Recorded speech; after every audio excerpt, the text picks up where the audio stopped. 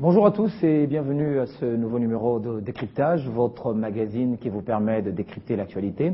Alors, quelques semaines seulement après la mort de Louis-Alphonse Koya-Diallo, la succession au fauteuil au gouvernorat de la province de l'Équateur s'annonce rude. Beaucoup de candidats se profilent. Aujourd'hui, nous recevons un des candidats à ce poste. Il est également député national. Il s'appelle Cédéa Ngamo Zaboussou Arthur. Il est notre invité. Je crois que j'ai très bien prononcé votre nom. Merci. Ça vous va.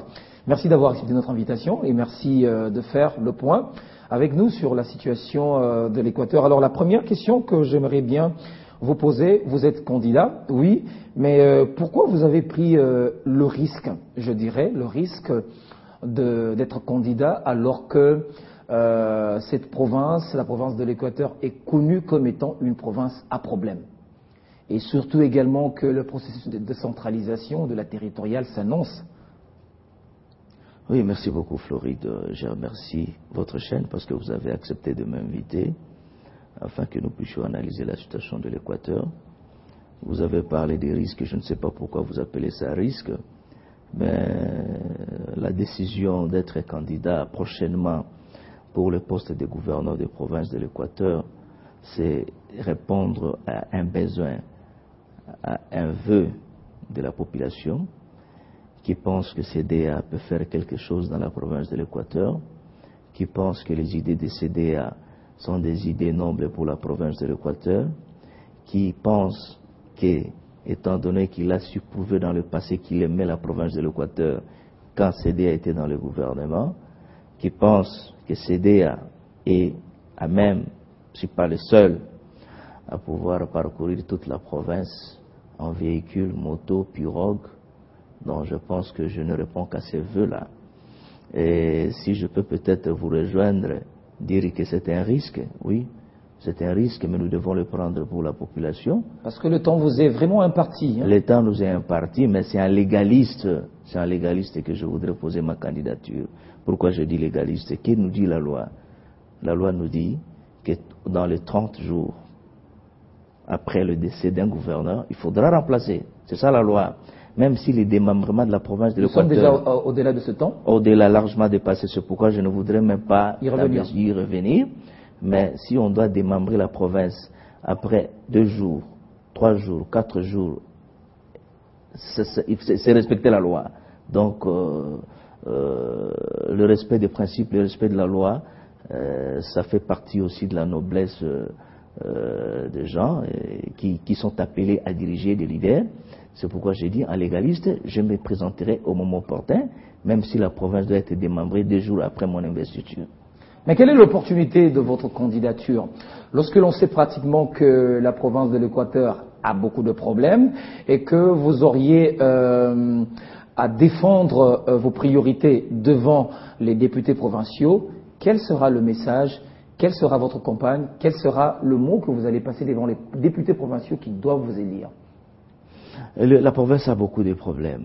C'est vrai, je confirme, en tant que fils de l'Équateur, qui connaît bien le terrain, l'Équateur a beaucoup de problèmes. Imaginez-vous que depuis qu'on a lancé la Troisième République, rien n'a bougé. Nous ne faisons que du surplace.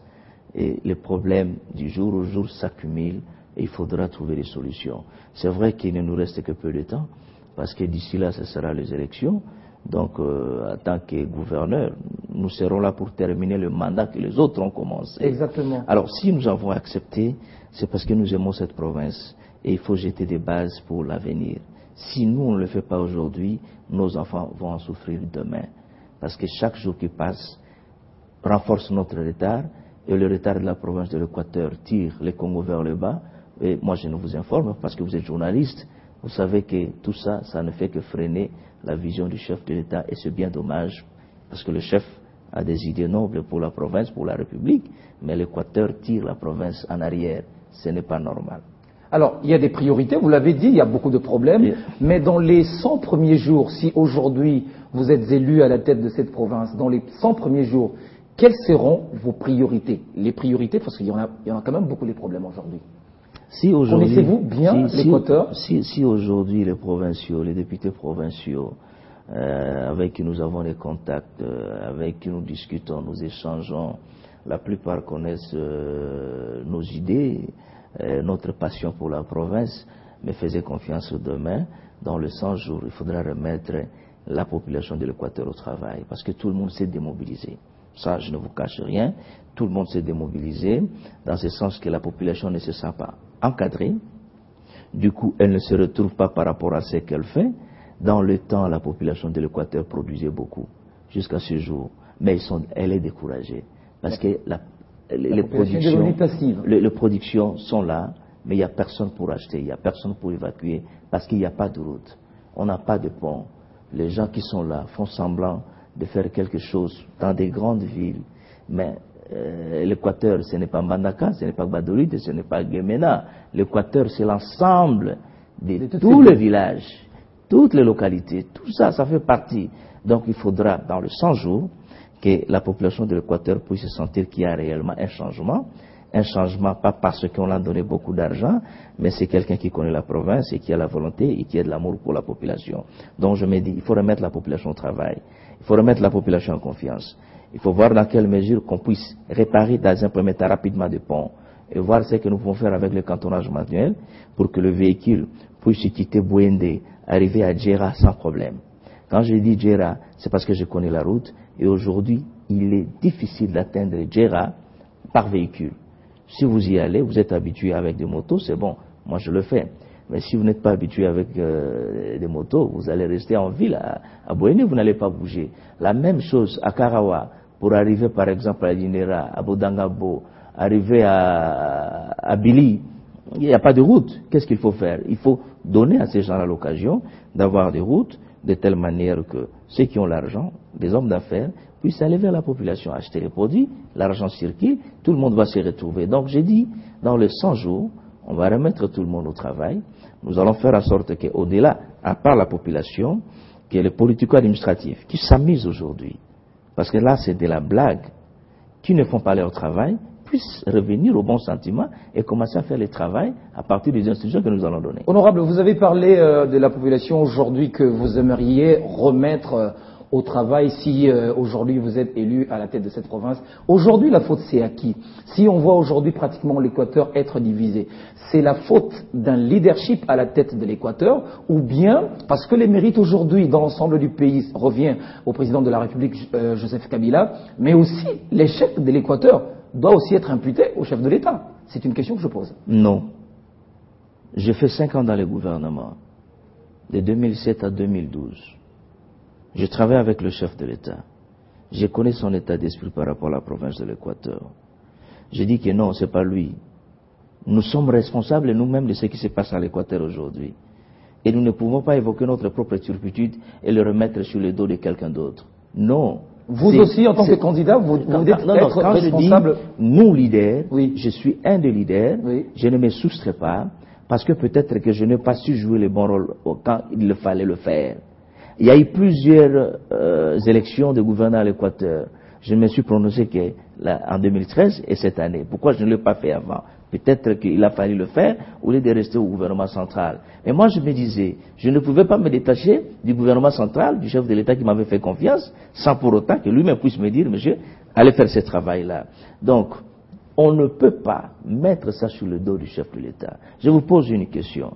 Il y a 3 jours, on m'appelle par exemple à Karawa pour me dire qu'un certain capitaine X, avec des militaires, il arrive, il recrute des démobilisés et il commence à tracasser la population. Pourquoi vous voulez dire que c'est la faute du chef de l'État? Qu'est-ce qu'il a à voir dans cette affaire-là? C'est tout simplement parce qu'il y a certaines personnes en qui il a fait confiance, ils ont démissionné. Ils ne font pas leur travail. Combien ont fait des tournées à travers tous les territoires? Qui est ce gouverneur? Ça veut dire que le choix du chef de l'État, des personnes à la tête de l'Équateur, n'ont pas permis. Jusqu'à ces jours, je ne suis pas convaincu que le chef ait choisi quelqu'un. Les gouverneurs ont été choisis par les députés provinciaux. Le chef de l'État n'est pas dans le maillon de cette décision-là. Le chef de l'État est le chef de la nation. La province, pour élire un gouverneur, a besoin d'un corps électoral. Oui. Le corps électoral n'est pas constitué par des sénateurs, députés nationaux, mais ce sont les députés provinciaux. Laissez le chef de l'État en dehors de tout ça. Laissez-lui au moins la charge, les soucis de s'occuper de la République que non d'une seule province. Mais quand vous parlez des provinces, quand vous parlez des villages qui ne sont pas reliés, vous parlez des bacs, vous parlez des ponts, alors où sont les 5 chantiers, la révolution de la modernité dans tout ça? Dans la province de l'Équateur, par exemple. Vous savez, c'est une province oubliée. Hein? Moi, je l'ai toujours dit. Qui a oublié cette province-là? Je ne sais pas, vous les dirigeants, vous, qui a oublié? La majorité présidentielle. Moi, quand j'étais dans le gouvernement, tous les projets par rapport à l'Équateur, ça existait. Si on demande à quelqu'un, par exemple, de faire 25 km de route et il ne le fait pas pendant qu'il est originaire de l'Équateur, vous le mettez ça sur le dos de qui? C'est pas correct de le dire comme ça. Nous devons être honnêtes et de nous regarder en face et de dire non, laissez ce monsieur-là tranquille. Il a fait ce qu'il a pu. Si vous-même, vous n'avez pas su prolonger son bras, ne l'imputez pas par rapport à ça. Il n'est pas là pour s'occuper essentiellement de la province de l'Équateur. Je suis équatorien, je le dis, je m'assume, mais il est là pour la République.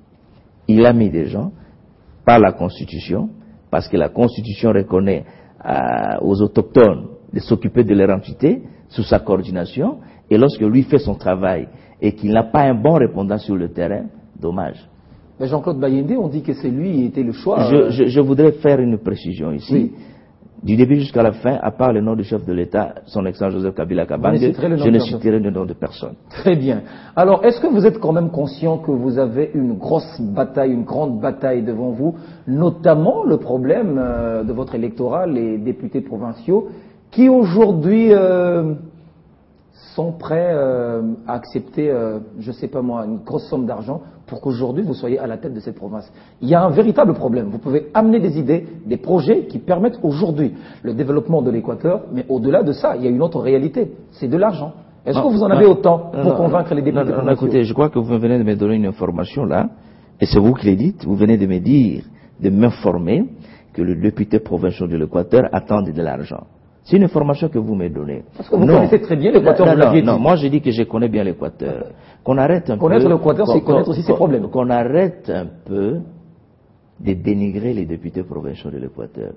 Ce sont des messieurs et des dames responsables, respectables. Et le fait d'être à Kinshasa, le fait d'arriver à Mbandaka et qu'on ne dise pas qu'on ne vous vote pas, vous, mon frère, comme gouverneur, ne revenez pas ici dire que c'est parce qu'il y a eu l'argent. Non. Ces gens-là, ils sont au Parlement depuis 2007 jusqu'à ces jours. Ça fait plusieurs années. Ce sont des messieurs, des dames matures qui savent ce qu'ils font. Les erreurs du passé, ce sont des hommes comme vous et moi qui réfléchissent et qui savent corriger. Je me dis, si hier il y a eu des erreurs, aujourd'hui nous pouvons nous rattraper. Nous sommes en contact avec les députés provinciaux, nous échangeons, mais l'information que vous venez de me donner, ça m'a échappé. Ils n'attendent pas l'argent, ils veulent quelqu'un qui va travailler réellement pour la province, qui va travailler en collaboration avec les institutions de la province. Parmi les problèmes qui ont miné notre province, c'est quoi? Je ne cite le nom de personne. Vous êtes un analyste, vous êtes journaliste, et vous le savez. On a élu le premier gouverneur en 2007. Comment il est parti? Qui l'ont combattu?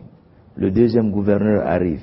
Comment il est parti? Qui l'ont combattu? Le troisième jusqu'à ce jour. C'est parmi les problèmes. Tout simplement, la succession a été toujours assurée par l'équipe qui combattait le partant. Je m'assume par rapport à ce que je dis. Je ne suis pas là pour citer le nom de personne, mais je connais l'histoire. Oui. Ce qui fait que celui qui est parti s'organise aussi pour déstabiliser son remplaçant. Un réflexe naturel et normal.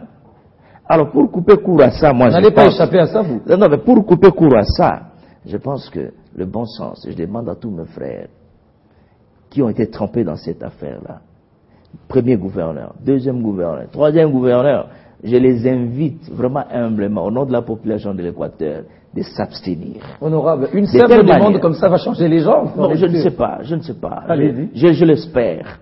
Je l'espère. S'ils peuvent s'abstenir, de telle manière que ceux qui n'étaient pas trempés d'une manière ou d'une autre, qu'on ait une nouvelle équipe neutre, qui n'était ni de gauche ni de droite par rapport à tous ces conflits-là, pour relancer les choses, ça sera une bonne chose. Deuxièmement, les députés provinciaux, ce sont des responsables. Il faudra qu'on ait un gouvernement qui soit à même de connaître ses limites institutionnelles.